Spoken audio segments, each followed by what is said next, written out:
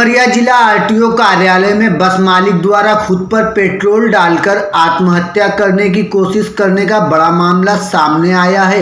जिले के चंदिया थाना निवासी पवन गुप्ता बस मालिक आरटीओ विभाग के क्लर्क से परेशान होकर आत्महत्या करने के उद्देश्य से पेट्रोल से भरी हुई बोतल लेकर आरटीओ कार्यालय के अंदर प्रवेश कर गया एवं उमरिया आरटीओ अनिमेष गढ़वाल और पूरे आरटीओ स्टाफ के सामने क्लर्क पर आरोप लगाते हुए खुद पर पेट्रोल डालकर माचिस की तीली से आग लगाने की कोशिश करने लगा। उसी दौरान आरटीओ अनिमेष गढ़वाल ने अपनी सूझबूझ का परिचय देते हुए बस मालिक पवन गुप्ता को उनकी समस्याओं का त्वरित निराकरण करने का आश्वासन दिया, जिससे पीड़ित बस मालिक पवन गुप्ता आत्महत्या करते करते रुक गया और आरटीओ अनिमेष गढ़वाल के निर्देशन में पीड़ित व्यक्ति को विभागीय सहयोग प्रदान किया गया, जिससे व्यक्ति की जान जाने से बच गई। पेश है उमरिया के संवाददाता शंकर सिंह की यह खास रिपोर्ट। एक आवेदक है पवन कुमार, उन्होंने आज ऑफिस में के फॉर्म के लिए शायद 28-29 को आवेदन प्रस्तुत किया था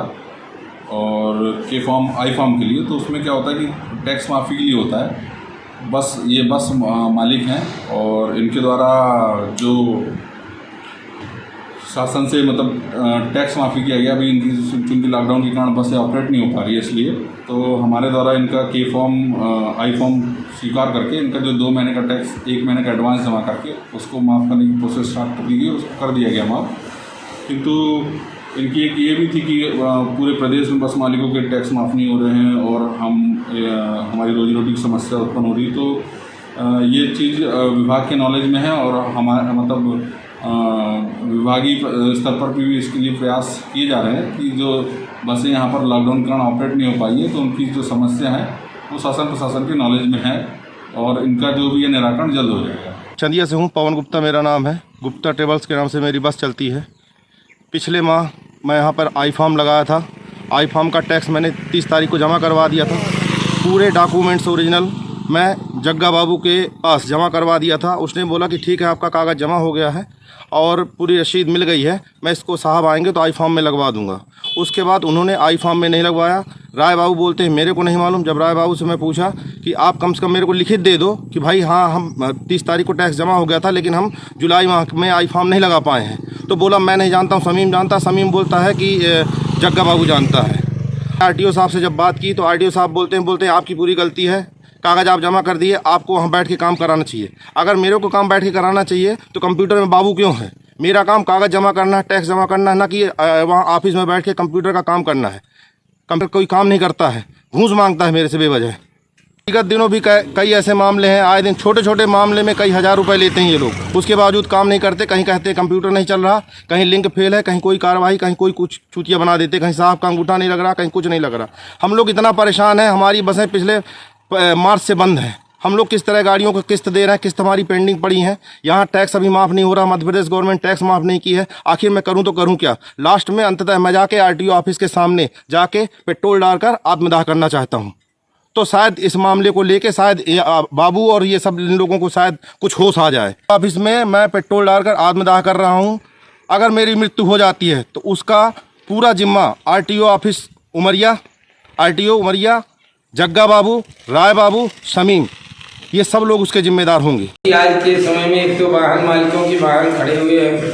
स्थिर वाहन खड़े होने के बाद न उनका वाहन सवारी पे चल रहा न कहीं चल रहा है। खड़े खड़े वाहनों में भी क्षति हो रही है। यातायात का न करने से उनको पैसे की कहीं से व्यवस्था हो नहीं रही है। आरटीओ के लगातार नियमों का पालन करने के चक्कर में लगातार टैक्स भरना, लगातार सारी फिटनेस इत्यादि के सभी कागज कार्रवाई करवाने में लगे रहते हैं। मुख्यता का जानकारी आई है कि पवन गुप्ता चंदिया निवासी जो है तो आरटीओ ऑफिस के बाबुओं से, आरटीओ ऑफिस के कार्यकर्ताओं से बहुत ज़्यादा असंतुष्ट थे, जिस असंतुष्टि के कारण उन्होंने अपनी शिकायत लेकर आरटीओ ऑफिस पहुंचे और उनकी सही सुनाई या सही उनको जवाब नहीं दिया गया, जिसके कारण उन्होंने पेट्रोल डालकर अपने आप को आत्महत्या करने की कोशिश किया। लेकिन कुछ वहाँ पर सज्जन लोग और कुछ आरटीओ, श्रीमान आरटीओ महोदय के विशेष तत्परता के कारण में उसके हाथ से माचिस इत्यादि छुड़ाई गई और उसको जान की रक्षा की गई। और आरटीओ साहब को जैसे ही जानकारी संज्ञान में आई तो आरटीओ साहब ने इस कार्य को सराहनीय पूर्वक ध्यान देते हुए विधिवत इस कार्य को करके कुछ टैक्स उसके माफ किए हैं और उसको समझा करके भविष्य का अच्छे वादा करके कि आपको अब आरटीओ संबंधित कोई प्रकार की दिक्कत नहीं आएगी, आप मुझसे डायरेक्ट बात करें, या उसको समझाइश देते हुए आरटीओ महोदय ने उसको चंदिया वापस किया है। अब भविष्य में ऐसी घटना ना हो, ऐसे कृत्य आरटीओ ऑफिस के वाहनों के द्वारा न किए जाए। आरटीओ ऑफिस में 99% कार्य दलालों के द्वारा हो रहा है। लाइसेंस से लेके सभी चीज करोड़ों रुपए लग करके आरटीओ ऑफिस के अंदर में आरटीओ यातायात नियम बनाए जाते हैं, चिन्ह बनाए जाते हैं, लेकिन उनका शायद सी गणेश ही नहीं होता है। लोग बस दलाल से संपर्क करते हैं, थोड़ी पैसे देते हैं, थोड़ी पैसे में सीधे काम हो जाता है बाबुओं के माध्यम से। जहाँ पर ऊपर की कमाई नहीं होती, वो लोग आरटीओ ऑफिस के बाबुओं से बहुत परेशान रहते हैं। कई बार कई लोगों के सामने ऐसी घटनाएं आई हैं, ऐसी अपनी परेशानियां आई हैं कि आरटीओ ऑफिस के चक्कर लगा रहे हैं, उनकी कोई सुनाई नहीं हो रही। कोरोना लॉकडाउन के कारण और जो गाइडलाइन बनाई है गवर्नमेंट ऑफ इंडिया और मध्य प्रदेश सरकार और WHO की, कोई भी व्यक्ति एक साथ चाहे कोई भी गाड़ी हो, ट्रेन हो, बस हो, छोटी गाड़ियाँ हो, 4 व्हीलर हो, उसमें जितनी कैपेसिटी है उससे 50% में लोग को लेके चल रहा है। इसी के कारण, और दूसरा कारण क्या है कि इतना ज़्यादा ये है कि नज़दीक बैठेंगे तो नुकसान हो जाएगा, ये हो जाएगा, संक्रमित हो जाएंगे, तो लोगों ने बसों पे चलना बंद कर दिया है। तो इसके कारण बहुत सारे बस मालिकों की सामने रोजगार की समस्या आ गई है, और इस रोजगार की समझ को उसमें चलता नहीं है, डीजल लगता है, पेट्रोल लगता है, ड्राइवर को देना पड़ता है, कंडक्टर को देना पड़ता है, आरटीओ को जो टैक्स है वो देना पड़ता है। तो उन लोगों ने अपनी वाहनों को अपने घरों पे या जहाँ भी उनका गैरेज है वहाँ पे सरेंडर करके उनको सूचना दे दी है।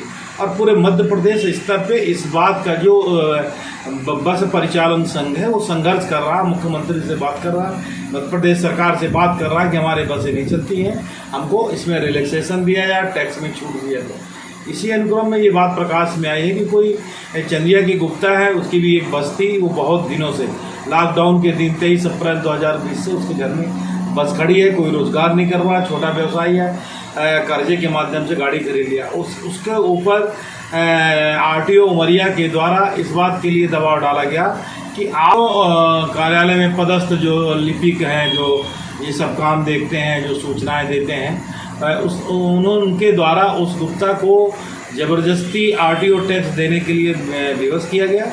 उसने कई बार आके कार्यालय में बोला कि मेरे पास पैसा नहीं है, मेरी बस खड़ी है, आप मेरे पास ये जो राजस्व वसूली की प्रक्रिया उसको रोक दे। नहीं रोका गया, बदतमीजी से उसके साथ बात की गई और ये बताया गया कि जो संबंधित क्लर्क है उसका काम करने का तरीका, उसका आचरण, उसका कदाचार बिल्कुल सर्विस मैनुअल के खिलाफ है।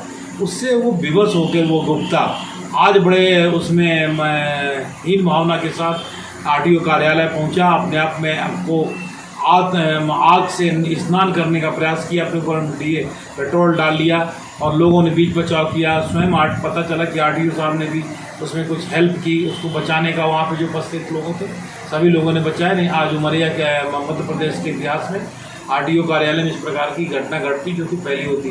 घटना को रोका गया है, इसलिए इसमें सभी पात्र हैं। परंतु जो बात प्रकाश में आई है कि वो जो आरटीओ कार्यालय में पदस्थ लिपिक हैं उनके काम करने का तरीका निश्चित रूप से जन विरोधी है, मोटर के जो उनका कदाचार है उसके खिलाफ है, उनका सर्विस मैनुअल के भी खिलाफ है। हम आरटीओ से भी आग्रह करते हैं और उमरिया जिले के लोकप्रिय कलेक्टर से भी आग्रह करते हैं ऐसे व्यक्तियों को तत्काल ऐसे पदों से हटाकर दूसरे स्थानों पर स्थानांतरित किया करें। लोगों को जन सुविधा मिले, लोगों को अपने जो ग्रीवांसेज हैं, जो उनकी तकलीफ़ें हैं, उनको सुविधा मिले। और दूसरी बात, ये जो आज की घटना है वो किसी प्रकार से टली, उसके लिए सभी को धन्यवाद है। और सुने हमने कि आरटीओ उमरिया ने थोड़ा सा सहयोग किया है उस बस मालिक के खिलाफ, वो भी धन्यवाद के प्राप्त है। परंतु तब वो धन्यवाद के प्राप्त असली हकदार होंगे जब उस संबंधित क्लर्क को, जिसका कि आचरण बिल्कुल भी आम लोगों के लिए अच्छा नहीं है, मैं सर्विस मैनुअल और उसके कोड ऑफ कंडक्ट के विरुद्ध है, उसको वहाँ से हटाएं, निलंबित करें, दूसरी जगह स्थानांतरित करें, यही हमारी मांग है।